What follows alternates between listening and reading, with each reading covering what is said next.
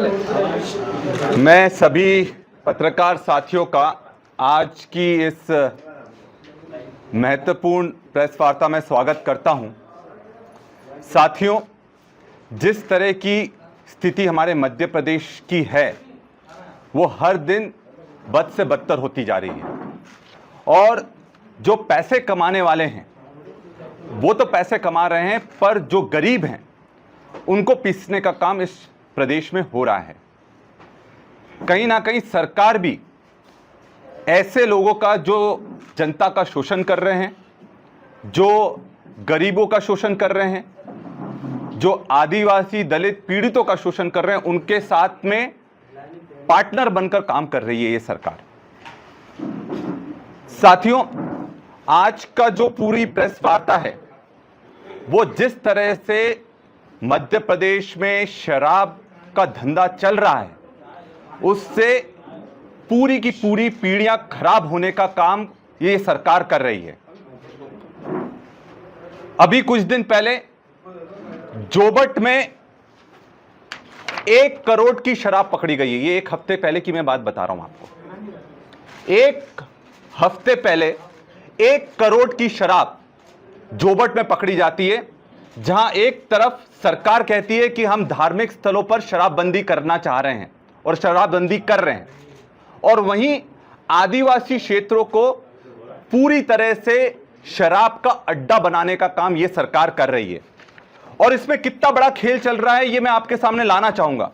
अभी कुछ दिन पहले एक बड़े पत्रकारों ने और जो हमारे समाचार पत्र हैं उसमें पूरी तरह से इसको उजागर करा गया कि किस तरह से मध्य प्रदेश में पूरा जो गुजरात को शराब जाती है उसमें रतलाम, झाबुआ, अलीराजपुर को एक सेफ पैसेज की तरह यूज करा जा रहा है और वहां से शराब निकालकर पूरी तरह से गुजरात पहुंचाई जा रही है।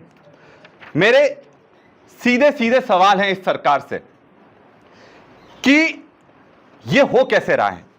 एक तरफ वो कहते हैं कि हमें शराब पर प्रतिबंध लगाना है, दूसरी तरफ कहते हैं कि हमें शराब को रोक नहीं सकते हैं। और ये लेटर भी मैं आपके सामने, आपकी एक एक कॉपी सबको मैं दूंगा। ये कलेक्टर का लेटर है जिसमें धार में कलेक्टर ने यह साफ लेटर लिखा है कि यहां पर नकली होलोग्राम लगाकर शराब को बेचा जा रहा है, भेजा जा रहा है, और यही शराब पकड़ी जा रही है। और इस चीज को प्रमाणित कैसे होता है? जो जोबट में शराब मिली उसमें नकली होलोग्राम था, और यह पूरी तरह से एक सिस्टम बना लिया जिसमें सरकार भी उसका एक हिस्सा बनकर काम कर रही है।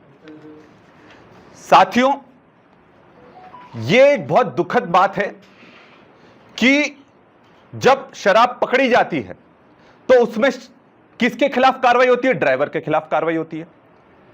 मालिक कौन है, ठेकेदार कौन है, कौन लोग इसमें लिप्त हैं, आज तक पता लगता है क्या? नहीं पता लगता।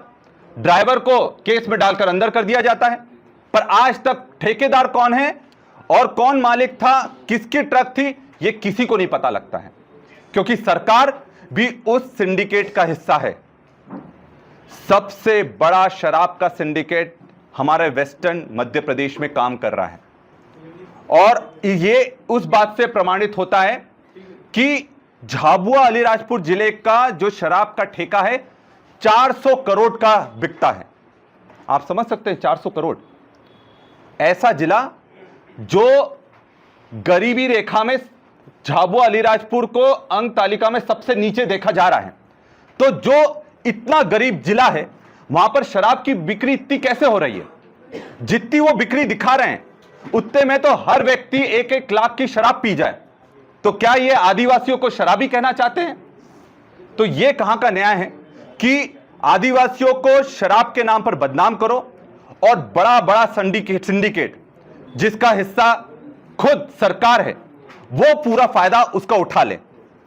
आपको मैं बता दूं कि ये धार्मिक स्थल पर जो शराबबंदी का ये नाटक चल रहा है, असली में ये मुनाफे का खेल है। गुजरात में क्या हो रहा है?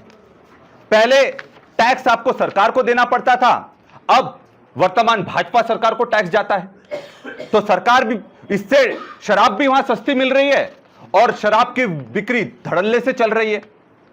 मैं तो यह कहता हूं सरकार से कि आप तो मध्य प्रदेश में शराब बंद करें।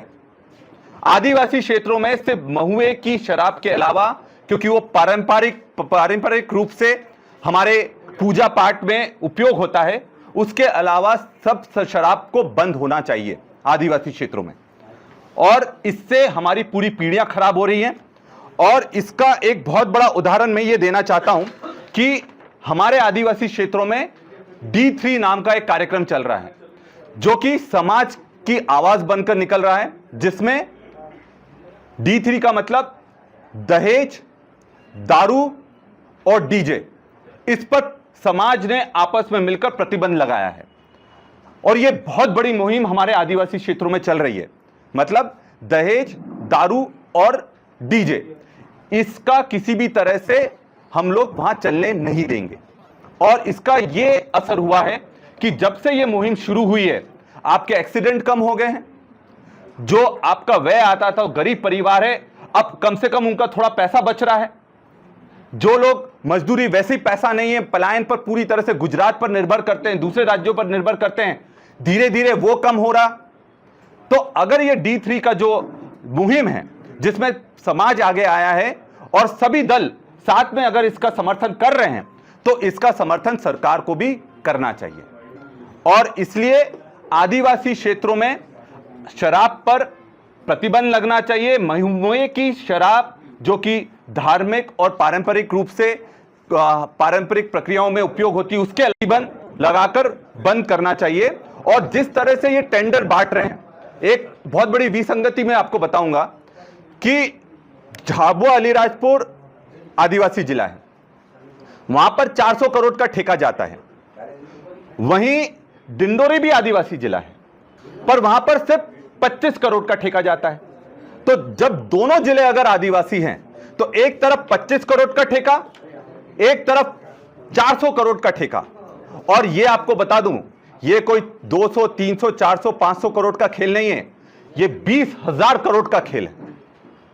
जो पूरे वेस्टर्न मध्य प्रदेश में जो ये खेल चल रहा है, ये पूरा 20,000 करोड़ का खेल चल रहा है।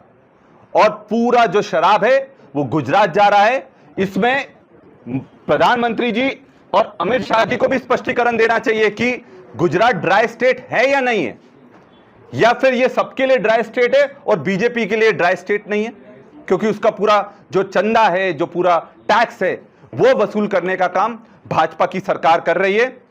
अंत में जो 4 प्रमुख मांगे हैं हमारी, मैं वापस से दोहराता हूं कि आदिवासी क्षेत्रों में शराब पर प्रतिबंध लगे, महुए की शराब के अलावा, क्योंकि वो पारंपरिक रूप से हमारे पूजा अर्चना के कार्यों में उपयोग होती है। गुजरात के बॉर्डर पर जितने ठेके हैं उनको रोका जाए, उनकी निगरानी करी जाए। अगर रोक नहीं सकते तो निगरानी तो करो। आपको जब रूट पूरे दे दिए गए हैं कि इन रूटों से शराब जा रही है, तो आप उस पर रोक क्यों नहीं लगा रहे? इनका CCTV कैमरे लगाओ ना, तो दूध का दूध और पानी का पानी हो जाएगा कि कहां पर शराब की गाड़ी जा रही है कि नहीं जा रही है। शराब, तीसरी जो मांग है, शराब तस्करी में जो सिर्फ ड्राइवर पर कार्रवाई होती है, आप उनके मालिकों, ठेकेदारों पर जब तक कार्रवाई नहीं करोगे, तब तक यह धंधा नहीं रुकने वाला है। और इसमें सब मिले हुए हैं, प्रशासन, शासन, सरकार, ठेकेदार, और ये पूरा एक सिंडिकेट बनकर काम कर रहे हैं। और चौथी जो सबसे महत्वपूर्ण मांग है, जो आदिवासी समाज ने D3 की जो मुहिम शुरू करी है, जिसमें दहेज बंद करना, जिसमें दारू बंद करना, जिसमें डीजे बंद करना, इसका समर्थन सरकार को भी आगे आकर करना चाहिए। और सिर्फ जो सरकार जो शराब पर प्रतिबंध है, वो सिर्फ आपके धार्मिक स्थलों तक सीमित नहीं रहना चाहिए, वो आदिवासी अंचलों में भी प्रतिबंधित करना चाहिए। क्योंकि हमारा आदिवासी बहुत गरीब है, पलायन कर रहा है, और जो विसंगतियां शराब के साथ आती हैं, उससे पूरे के पूरे जो भविष्य है हमारे बच्चों का खराब हो रहा है, अंधकार में ढकेला जा रहा है। देखिए, ये D3 मुहिम बड़ी अनोखी मुहिम है, और सबसे बड़ी बात है, समाज इसके लिए आगे आया है। इसमें समाज ने आपस में, सारे सरपंचों ने बैठकर, सारे पटेलों ने बैठकर, सारे तड़वियों ने बैठकर ये निर्णय लिया कि हम अपने समाज से ये जो बहुत बड़ी विसंगति है, चाहे वो दहेज की विसंगति हो, चाहे दारू की विसंगति हो, चाहे डीजे की विसंगति हो, क्योंकि डीजे के चक्कर में हमारा जो पारंपरिक ढोल है, नगाड़ा है, जो हमारे नृत्य हैं, वो पूरी तरह से खत्म हो रहे थे। तो इसको लेकर ये मुहिम 6-7 महीने से चल रही है और इसका जो असर है आज दिखने लगा है कि आज एक्सीडेंट कम होना हो लगे हैं, लोग में झगड़े कम होने लगे हैं, एफआईआर कम होने लगी है, जो पलायन पर जो जाकर वो जो पैसा कमा कर लाते थे वो बचने लगा है।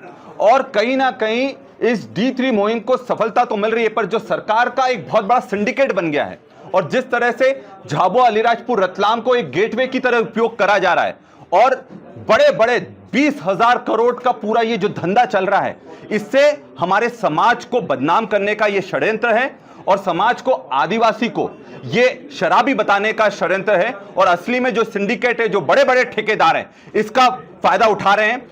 अगर सरकार इस पर प्रतिबंध नहीं लगाएगी तो कहीं ना कहीं संगठन और हम लोग आगे आएंगे और जिस तरह का ये जो खेल चल रहा है और जो पूरा एक गठजोड़ चल रहा है सरकार और ठेकेदारों के बीच, इसको उजागर करने का भी काम करेंगे और शराब की दुकानों को बंद करने का भी हम लोग काम करेंगे। अगर आप ये वीडियो YouTube पर देख रहे हैं तो हमारे चैनल को सब्सक्राइब करें और बेल आइकन को दबाना ना भूलें। अगर आप Facebook पर ये वीडियो देख रहे हैं तो हमारे पेज को लाइक करें।